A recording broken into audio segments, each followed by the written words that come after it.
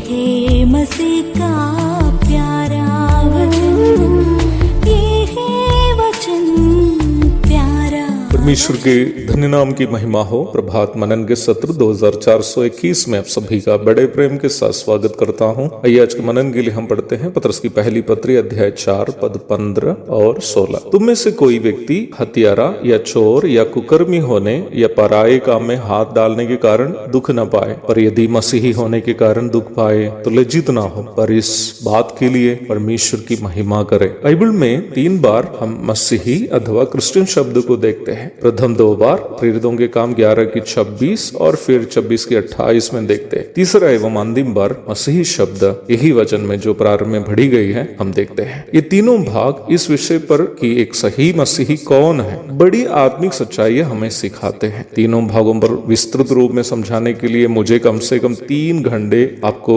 देना पड़ेगा, इसलिए फिलहाल मैं उस पर चर्चा करना नहीं चाहता हूँ। हम इस बात को देख चुके हैं कि पतरस इस पत्री को उन मसीही विश्वासियों को लिख रहा है जो अपने मसीही पहचान के कारण बुरी तरह सताए जा रहे थे। उन मसीही विश्वासियों को पतरस याद दिला रहा है कि मसीही विश्वास के कारण दुख उठाना पड़े या लज्जित होना पड़े तो हमें क्या मनोभाव रखना चाहिए। What should be the Christian mentality while going through suffering due to our Christian identity? दुख उठाने के लिए ढेर सारे कारण संसार में उपलब्ध है। बुरे बुरे काम जैसे हत्या, चोरी, कुकर्म, पराये के काम में हाथ डालना आदि आदि हम करें तो स्वाभाविक रूप में संसार में हमें उसके परिणाम भुगतना पड़ेंगे। कई एक बार मनुष्य पर आने वाली विपत्तियों का मूल कारण उनके द्वारा किए गए बुरे बुरे काम भी हो सकता है। वचन ये हमें चेताता भी है कि मनुष्य जो बोता है वही काटता भी है। परंतु मसीही होने के कारण दुख उठाने का अर्थ पापी संसार में पवित्र जीवन बिताने के कारण पापी संसार से विरोध सहना है। यदि हमारा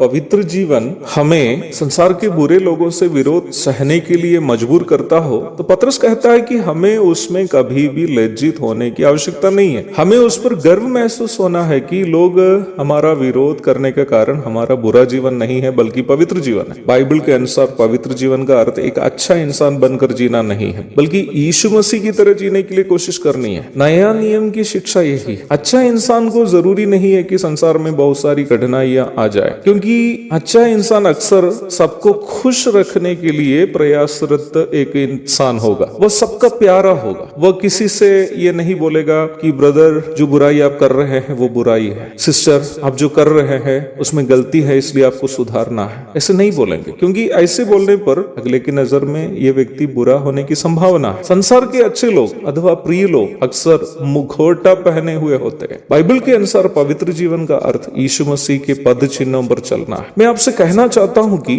यीशु मसीह की तरह संसार के द्वारा नफरत किया गया व्यक्ति दूसरा नहीं है। यीशु मसीह की तरह संसार के द्वारा अपमानित किया गया व्यक्ति भी दूसरा नहीं है। प्रभु के वस्त्र उतार कर उनको खुलेआम क्रूस पर टांग दिया था ना। आपको ये मालूम हो कि क्रूस पर टांगे रहते समय प्रभु के शरीर में बिल्कुल कपड़े नहीं थे। तस्वीरों एवं सिनेमाओं में ऐसे दिखा नहीं पाएंगे, इसलिए उनकी देह में थोड़ा सा वस्त्र दिखाया जाता है। उसके पूर्व उन पर कांटों का मुकुट वे लोग रख कर डंडे से मार दिए थे ना, थप्पड़ मारे है ना, मुंह पे थूके है ना। क्या संसार इससे ज्यादा किसी दूसरे से कभी नफरत किया है? कभी नहीं। है मसीही, है क्रिश्चियन, क्या इसी दुष्ट संसार से जो हमारे प्रभु को इतना अपमानित किया, क्या आप सम्मान लेना चाहते हैं? ये संसार यदि हमारा सम्मान करे तो हमें शर्मिंदगी का एहसास करना पड़ेगा। हमारी मसीही पहचान के कारण इस दुष्ट संसार यदि हमें अपमानित करे तो हमें गर्व के साथ मुस्कुराते हुए इस प्रकार गाना है,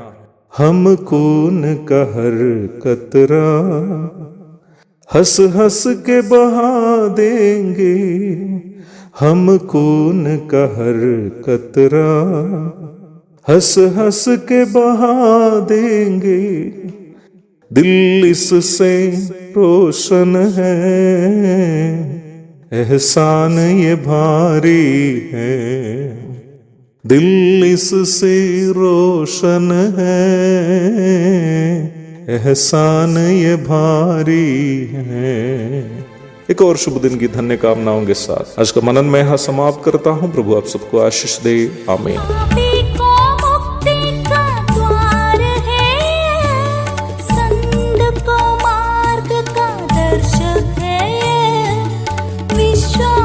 करते हैं उसके